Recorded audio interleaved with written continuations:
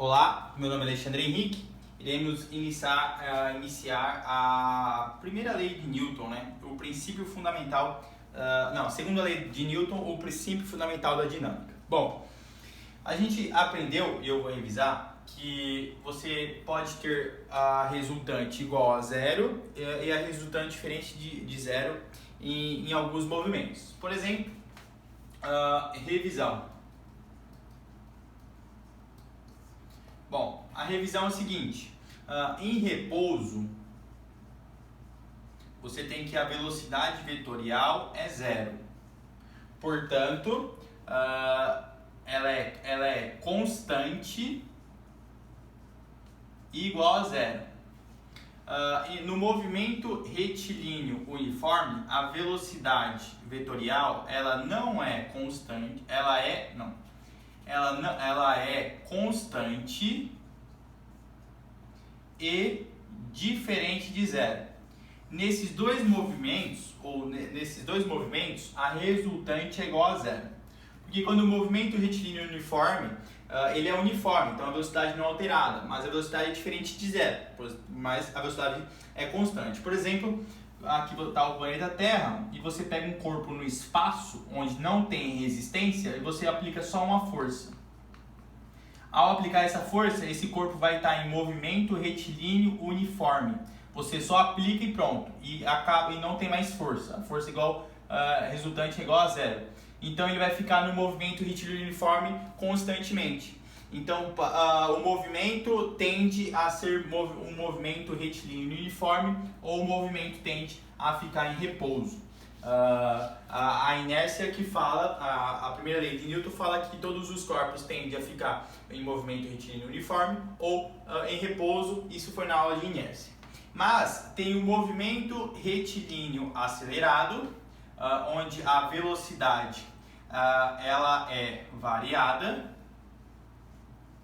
Tem o movimento retilíneo retardado, a velocidade é variada também. Tem o movimento circular uniforme. Bom, aqui o movimento não é acelerado nem retardado, mas a velocidade está mudando em sentido. Não se esqueça que a velocidade é vetorial para o princípio fundamental da dinâmica, para as leis de Newton, porque força é vetor. Portanto, aqui a velocidade está sendo alterada no sentido e no sentido. Perceba que quando está no movimento retilíneo, no movimento uniforme, aqui está uma velocidade, aqui tem outra velocidade, para sentidos diferentes, aqui tem outra velocidade e aqui tem outra velocidade. Portanto, aqui é horizontal, aqui é vertical, aqui é horizontal e aqui é vertical.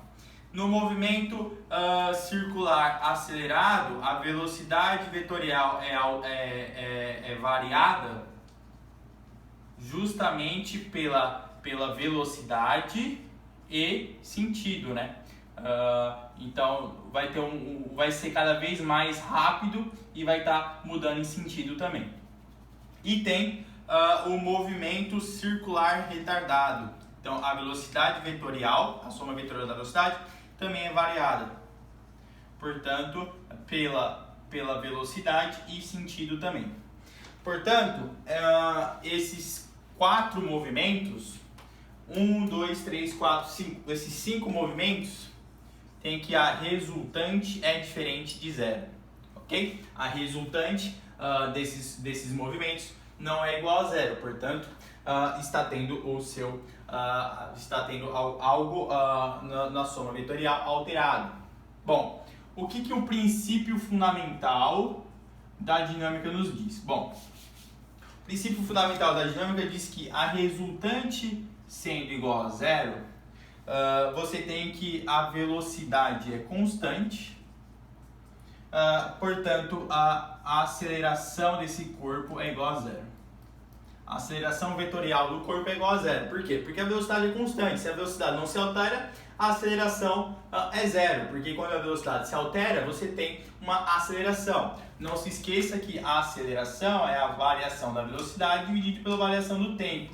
Então, para ter aceleração, você precisa ter variação da velocidade. E se a resultante for diferente de zero, você tem que a velocidade é alterada, portanto, a aceleração vetorial ela é diferente de zero, ok?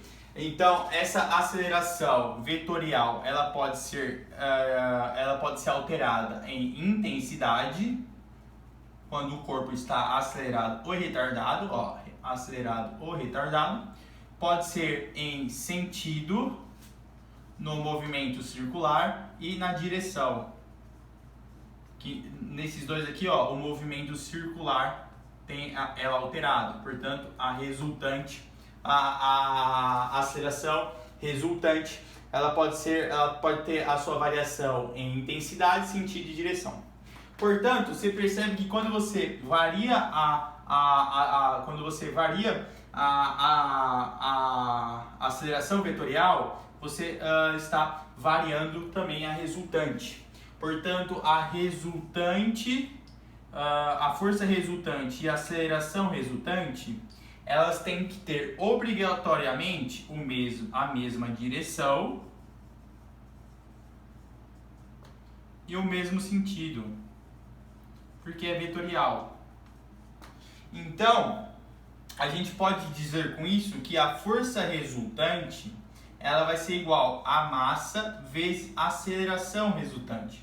Por quê? Porque a única coisa que está vetorial aqui seria a resultante e a aceleração. A massa só é a medida para a gente medir a inércia. Então ela é uma grandeza escalar. Então as únicas duas grandezas que tem nessa equação que é vetorial é justamente a força resultante e a aceleração resultante. Então por isso que toda vez que a aceleração resultante apontar para uma direção ou ter um sentido, a força resultante vai ter a mesma direção e o mesmo sentido. Então, aqui que está o princípio fundamental da dinâmica. Vamos, isso aqui, nessa primeira abordagem, eu estou falando só de direção e sentido. Vamos entender isso com exemplos. E depois a gente fala da intensidade, ok? Então, a intensidade a gente fala por último. Bom, vamos fazer alguns exemplos naquelas 4 figuras que eu fiz em umas aulas anteriores. Bom, imagine que você tem um veículo.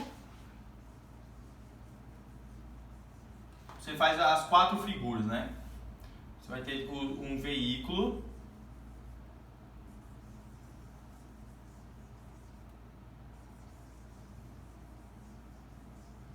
Bom, esse veículo tem uma roda. Aqui é a frente do veículo. E no enunciado ele comenta que o veículo está em um movimento retilíneo acelerado. Bom, aqui você vai colocar as forças, aqui você coloca o movimento nas 4 figuras. Aqui você coloca a aceleração e aqui você coloca a resultante. Então ele está aqui no piso. Você dá uma voltinha, ele tem o peso, a normal e ele vai ter uma força sendo aplicada nele. Por quê? Porque se ele está no movimento retilíneo acelerado, se ele está em um movimento acelerado, ele precisa, a aceleração vai ser diferente de zero. Mas se é retilíneo, ele vai ter uma aceleração resultante. E essa aceleração, por ser retilíneo, vai ser igual à aceleração tangencial. Portanto, a aceleração vai ser a aceleração tangencial. Bom, se a aceleração e a força resultante estão para a mesma direção e o mesmo sentido, você tem que a força resultante está para a direita também, porque é um movimento acelerado. Ele precisa de uma força empurrando o corpo para a mesma direção e o sentido do movimento para que a sua velocidade cresça, assim ele tem uma aceleração resultante. Portanto, se a aceleração está na mesma direção e no mesmo sentido que a resultante, portanto, tem uma força aqui sendo aplicada. Essa força, por exemplo, poderia ser a força de atrito, né?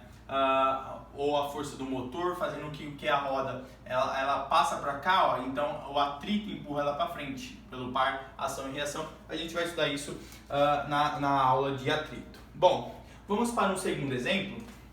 Eu vou deixar isso aqui porque é importante a gente ficar sempre voltando a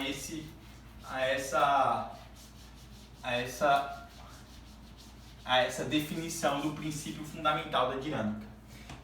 Digamos que a gente tem as 4 imagens novamente, e ele fala que um corpo, isso no enunciado, ele fala, bom, o corpo lá estava em 10 segundos, estava com a velocidade de 60 km por hora, e no segundo 20 segundos, ele está com uma velocidade de 5 km por hora. Então você percebe que no decorrer do tempo houve uma diminuição da velocidade. Se houve uma diminuição da velocidade, ele estava em um movimento retilíneo retardado. Bom, aqui é o movimento, aqui é a força, então aqui está o corpo, aqui você tem o peso, a normal que se cortam, e você vai ter uma força para ter que esse corpo esteja em movimento retilíneo uniforme. Então aqui ó, você vai ter a aceleração,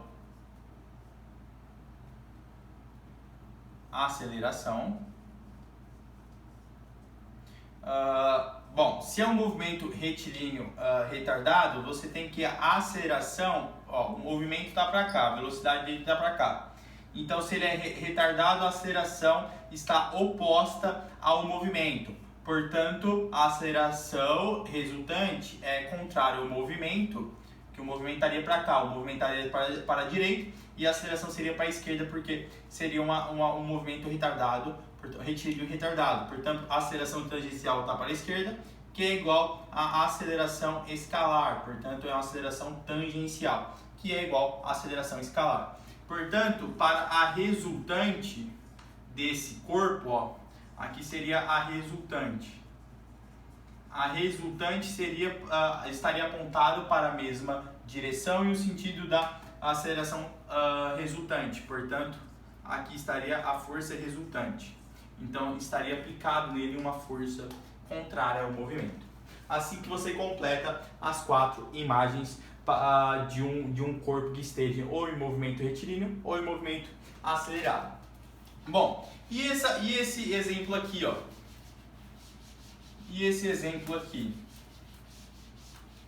Digamos que a gente tem uma mesa. Não, a gente tem um ponto fixo e nesse ponto fixo tem uma bola e está em movimento, ó. Então aqui tem um ponto fixo, uma bola e está em movimento. Ponto fixo, tem uma bola e está em movimento. Então tem um ponto fixo, tem uma bola e está em movimento. Vamos lá, vamos estudar. Aqui seria a força. Aqui seria o movimento. E aqui seria a aceleração. E aqui seria a resultante. Bom, o movimento, ele fala que o movimento está em um movimento circular e uniforme. Um movimento circular uniforme. O que as pessoas pensam? Não, as pessoas pensam, bom, se está na mesa, aqui seria para dentro, para fora. Para fora seria a normal e para dentro seria o peso, ok? Estaria numa mesa. E tem uma força sendo aplicada. Por quê? Porque é um movimento circular uniforme, então ele tem a sua resultante diferente de zero. E as pessoas pensam que se por um movimento circular uniforme a gente não tem uma resultante, mas tem uma resultante. Por quê? Porque o que está sendo alterado aqui, ó, aqui seria a velocidade. Se ele estivesse aqui, a velocidade estaria para cá. Portanto, está mudando a direção da resultante. Então, aqui ó, você colocaria a aceleração. Qual é a aceleração? Se é um movimento circular e uniforme, ele não tem aceleração tangencial, ela não existe. só vai ter a aceleração centrípeta. Por quê? Porque a aceleração, que a gente vai ver na próxima aula, tem dois tipos. Tem a aceleração centrípeta e a aceleração tangencial. Então, a resultante, a que não tem aceleração tangencial, por quê? Porque o corpo está em um movimento uniforme, então só teria a aceleração centrípeta. Portanto, a aceleração resultante é igual à aceleração centrípeta. Então, ela aponta para o centro. Aqui seria a resultante. Então, a força resultante teria uma força para cá. Ok? Então, se é um movimento, circular, ele tem sua resultante igual à aceleração centrípeta, portanto, ele está alterando a sua velocidade pela direção e pelo sentido. E se fosse um movimento circular acelerado, um movimento circular acelerado, para onde seria a força? Vou apagar isso aqui tudo. Apagar isso também, apagar esse. Se fosse um movimento circular acelerado, movimento circular acelerado. Bom, se fosse um movimento circular acelerado, você teria que o movimento é circular acelerado, portanto ele vai ter uma aceleração tangencial e uma aceleração centrípeta. Então, qual seria a aceleração resultante? Seria isso aqui, seria apontada para cá, Isso aqui seria a aceleração resultante. Por quê? Porque ele seria a soma da aceleração centrípeta mais a soma da aceleração tangencial. Então, essa seria a aceleração resultante. Então, a resultante iria ser apontada para cá.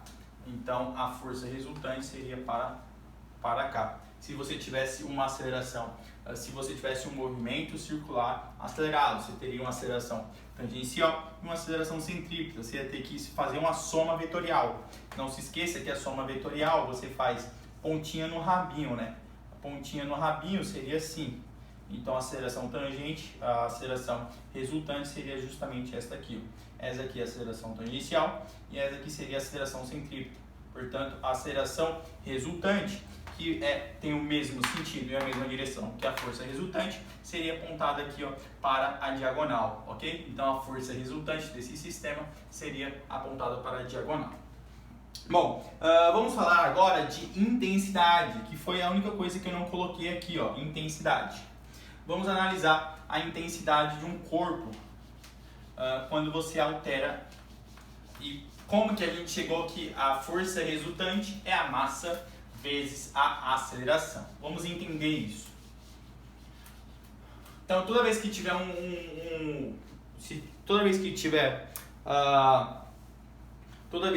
um exercício de força, você tem que fazer essas 4 figuras. Você tem que ver todas as forças que estão sendo aplicadas no corpo, dar uma voltinha no corpo, ver se tem as forças de contato.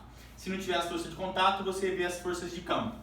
Se tiver uma força, você tem que saber qual é a força resultante. Se você sabe a força resultante, para onde está apontada a direção e o sentido, você sabe necessariamente para onde a aceleração está sendo apontada. Mas primeiro, você sempre tem que saber o movimento. Se você sabe o movimento, você sabe a aceleração. Se você sabe para onde a aceleração está apontada, você sabe para onde a resultante está apontada e você classifica a força. Então você faz o movimento, a aceleração, resultante e a força. E aplica a força no corpo. Bom, e a intensidade? A intensidade foi a única coisa que eu não falei aqui. Intensidade. Bom, digamos que tem um bloco e aqui você aplica uma força nele. Ele pesa em mão e você aplica uma força. Se você aplica uma força, necessariamente ele vai ter uma aceleração. Porque quando a força é diferente de zero, você altera a velocidade. A velocidade é alterada, portanto, a aceleração é diferente de zero. Mas vamos botar vamos colocar uma tabelinha aqui, onde a gente vai botar, onde a gente vai colocar a massa aqui, então seria M, 2M, 3M. E aqui, a gente vai colocar a aceleração. E vamos alterar a aceleração. E vamos ver o que acontece com a resultante. Se você tem uma massa M, deixa eu colocar isso aqui para cima. aceleração resultante, 2 vezes a aceleração resultante, 3 vezes a aceleração resultante. Ó, se você tem uma massa m e uma aceleração 1 com uma aceleração resultante, qual vai ser a força? A força vai ser R. Se você manter a massa e duplicar a aceleração, você vai ter 2 vezes R. Se você manter a massa e triplicar a aceleração, você vai ficar 3 vezes a força resultante. Sabendo que a força resultante é igual a massa vezes a aceleração, tangente a aceleração resultante.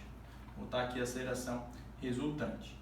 Se você duplicar a massa e manter a aceleração constante, você duplica a força resultante. Se você duplicar a massa e duplicar a aceleração, você quadriplica a força resultante. Se você duplicar a massa e triplicar a aceleração resultante, você multiplica por 6 a resultante. Se você triplicar a massa e manter a aceleração resultante, você triplica a resultante. Se você triplicar a massa e duplicar a aceleração resultante, você multiplica por 6 a resultante. Se você triplicar a massa e triplicar a aceleração resultante, você multiplica por 9 a resultante. Isso nos diz o quê? Que a força resultante, ela vai ser, ó, apagando isso aqui, pensando que você não sabe disso. A força resultante, ela é proporcional à massa e à aceleração resultante. Então, se tem uma proporcionalidade, você consegue colocar justamente uma igualdade. Então, a força resultante, ela é igual à massa vezes a aceleração resultante. Então, a resultante e a aceleração têm a mesma direção e o mesmo sentido, porque a massa apenas mede a inércia do corpo. Então, é uma grandeza escalar. Então, quem altera a direção e o sentido da resultante é justamente a aceleração resultante. Ok? Então, ó, se você tem, qual seria a unidade? A unidade da força resultante, a massa em quilo, e a aceleração seria metros por segundo ao quadrado. Então, quilograma multiplicado por metro segundo ao quadrado, você tem, porque é aceleração, né? A aceleração é a variação da velocidade dividido pela variação do tempo. Então, é metros por segundo ao quadrado. Então, a força resultante é em Newton. 1 Newton, você tem que para 1 quilo, você está variando a aceleração em 1 metro por segundo ao quadrado. Ok? Então, esse seria a unidade Newton. A força resultante ou a força é sempre em Newton. O que é Newton? Quilograma multiplicado por metro dividido por segundo ao quadrado. Ou 1 Newton seria quilograma, 1 quilograma multiplicado por 1 metro por segundo, o segundo elevado a menos 2. Assim que os vestibulares cobram a menos 2. Isso mesmo. Porque o menos 2 iria dividir, ia ficar 1 sobre segundo a menos 2, a segundo. Então isso aqui é o segundo. Segundo a menos 2. Assim também poderia ser a resposta. Ok? Então a aula de hoje foi isso. Deixa o like, compartilha e até a próxima aula que vai ser as aplicações das leis de Newton. Tchau, tchau!